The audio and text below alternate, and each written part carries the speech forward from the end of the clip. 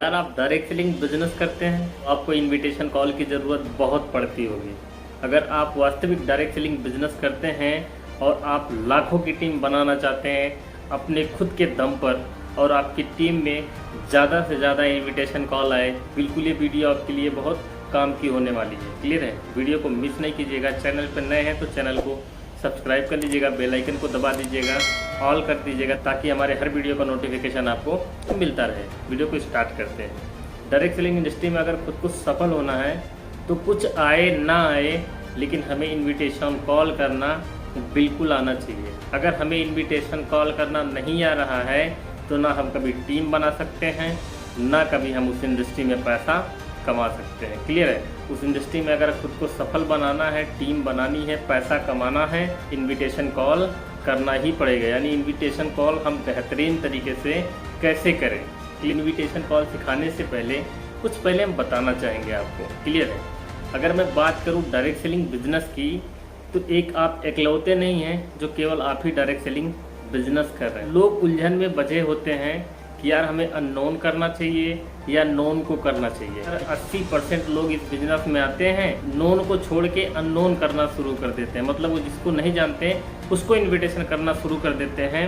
इस वजह से उनके दवा के रिजेक्शन पड़ते हैं और वो टूट जाते हैं। आप डायरेक्ट सेलिंग बिजनेस करते हैं, आपके जैसे इंडिया में कितने लोग ऐसे हैं जो डायरेक्ट सेलिंग बिजनेस करते हैं? आप सोच लो कि एक दिन में कितनी इनविटेशन कॉल किए जा रहे हैं पूरे इंडिया में। मान लो कि आप सोचे हो कि हम अपने नोन को इनविटेशन तब करेंगे जब हमारी टीम बन जाएगी, हमारा अच्छा खासा चेक आने लगेगा, हम एक पोजीशन पे पहुंच जाएंगे तब बुलाएंगे।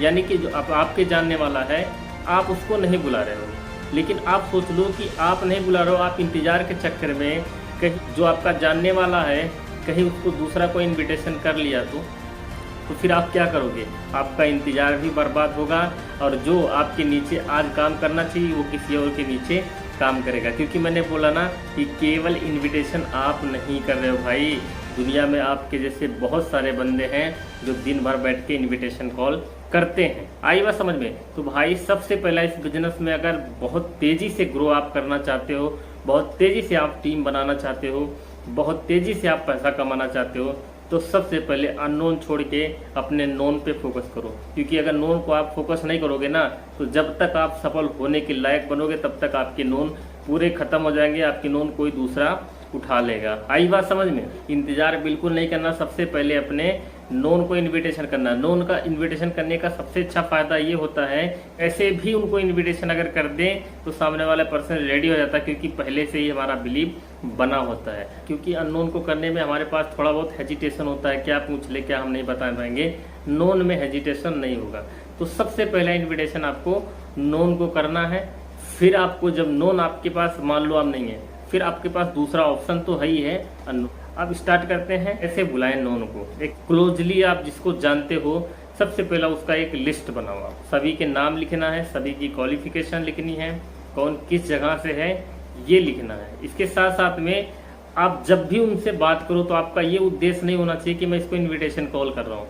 बस आपका पहला उद्देश्य होना चाहिए कि सामने वाले बंदे से मुझे ज़्यादा से ज़्यादा बिलीव बनाना है सामने वाले से। इस मकसद से आप उससे बात करेंगे। क्लियर है?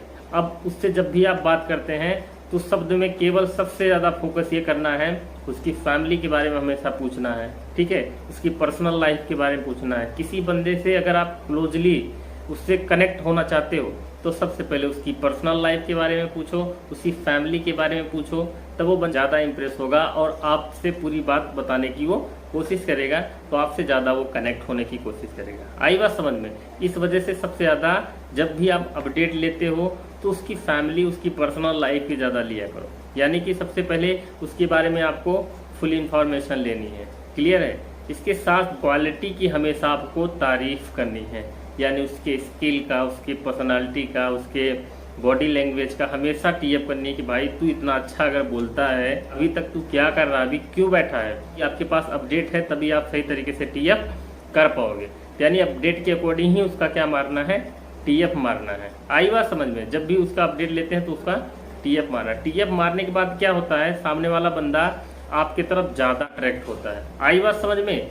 ये टीएफ करने के बाद हमें तीसरा काम क्या करना है, दुनिया में हर एक बंदा, हर एक व्यापारी कुछ चीज़ें छिपा के ही अपना व्यापार करता है। सब चीज़ें बता के करे ना कि 10 रुपये किलो हम टमाटर लाए हैं तो 10 ही रुपये किलो बेचें, तो ऐसा कभी ना उसका व्यापार चलेगा, ना उस व्यापार में वो सफल होगा।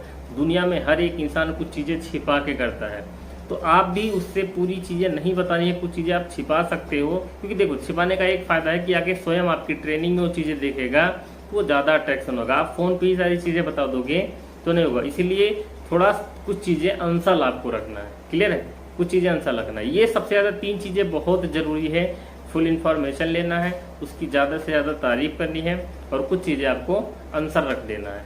ये आपके नोन में होना चाहिए। बाकी तो सारी चीज़ें आप में उससे बनी हुई है, तभी जाके वो आप पे अट्रैक्शन लेगा, आपके वर्क को। उसके साथ साथ में फिर आप अपनी कंपनी का टीएफ ज़्यादा करो, अपने एरिया का करो। आप पार्टी कर रहे हो, जो भी कर रहे हो उसके पास भेजो, दिन रात गुड मॉर्निंग गुड नाइट, यही होना चाहिए। आई बात समझ में? और कुछ फर्जी चीज़ें नहीं। बात तो उसकी गर्लफ्रेंड के बारे में पूछ सकते हो, उसकी गर्लफ्रेंड के बारे में पूछ सकते हो, अपनी चर्चा उससे कर सकते हो, यार मैं भी लाइफ वैसा वगैरह जो भी है, मतलब अपनी पर्सनल लाइफ उससे शेयर कर सकते हो।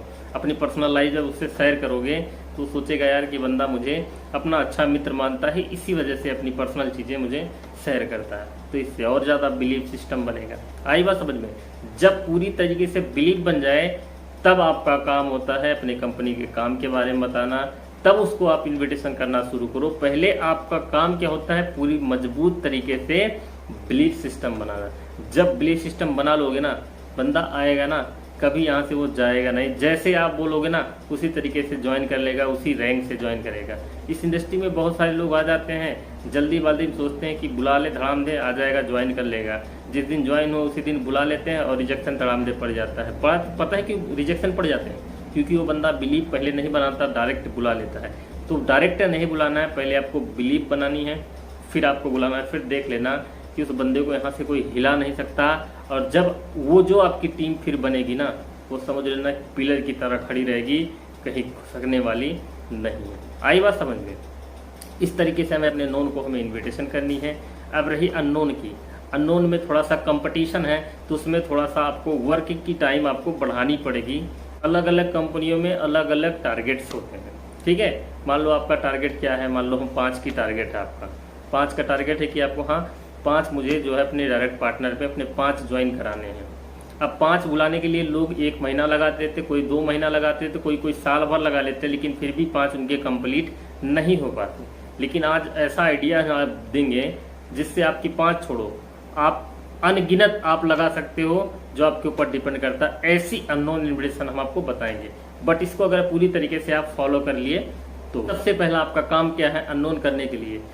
सबसे पहला, अगर आप कॉलिंग करते हो, क्लियर है, तो एक दिन के अंदर मिनिमम आपको 200 कॉलिंग करनी है। कितने कॉलिंग?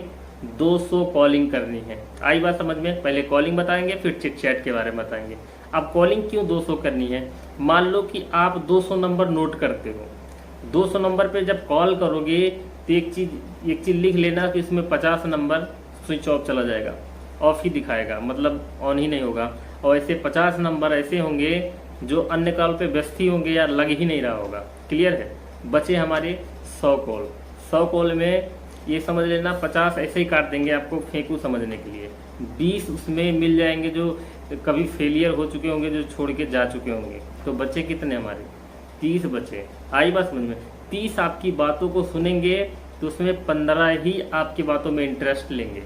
15 लेंगे तो हो सकता है 7 आने के लिए एग्री करें, और 7 आने के लिए अगर एग्री करते हैं तो ये भी आपको भी पता है आने वाले समय में भी लोग आंसर करते हैं, तो आएंगे कितने हमारे? 3 से 4।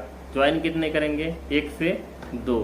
यानी कि अगर हम 200 का रेशियो लेते हैं तो हमारा जो रिजल्ट आता है वो कितना आता है? 1 से 2।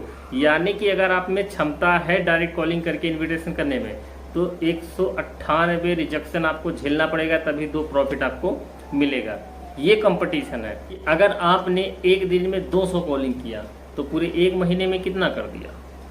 कितना किया? 6000 आपने कॉलिंग किया, और 6000 में केवल आपको कितने चाहिए? 5 चाहिए। भाई अगर मन से कोई चीज़ की जाए ना तो क्या नहीं पॉसिबल है, हर एक चीज़ पॉसिबल है। आई बात समझ में? यानी कि अगर हम 1 महीने में 6000 करते हैं तो 5 उसमें मिल ही जाएंगे हर हाल में। एक तो हो गया हमारा डायरेक्ट कॉलिंग। अब रही चिट चैट की बात। चिटचैट का एक बहुत बढ़िया फॉर्मूला बताते हैं। मॉर्निंग टाइम उठना है और ऐसे 10 जिले में आपको रिक्वेस्ट भेजना है। अब आप सोच रहे हो कि यार 10 जिले में कैसे रिक्वेस्ट भेज सकते हैं? बहुत इजी है। आप क्या करो, मान लो आपको गोरखपुर में भेजना है तो वहाँ फेसबुक पे लिखना है गोरखपुर यूनिवर्सिटी।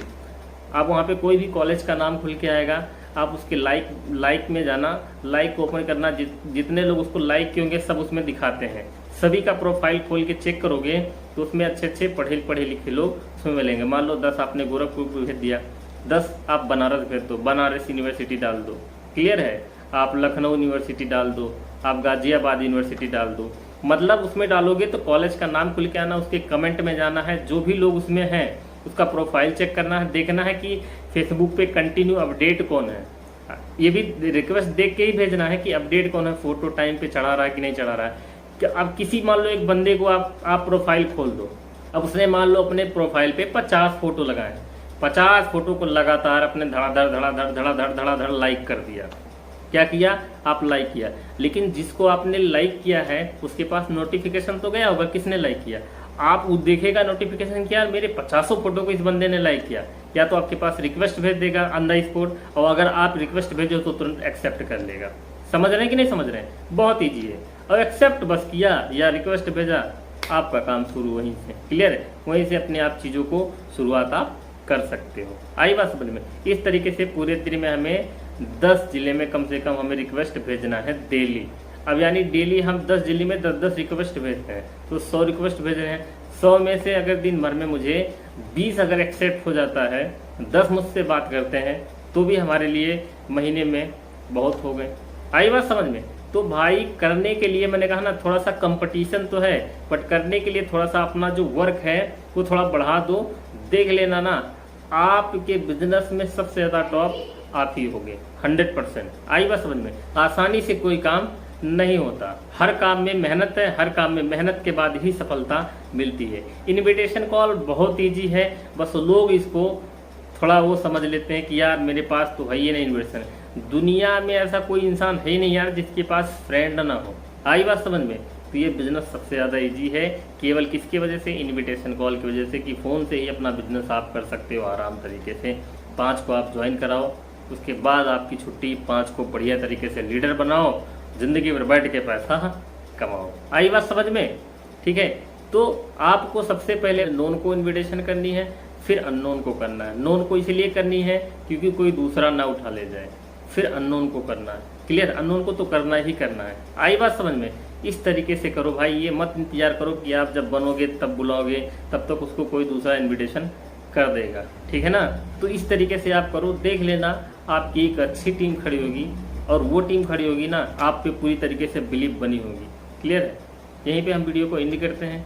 चैनल पे नए हैं तो प्लीज़ चैनल को सब्सक्राइब कर लीजिएगा। मिलते हैं फिर से नेक्स्ट वीडियो में, तब तक के लिए जय हिंद।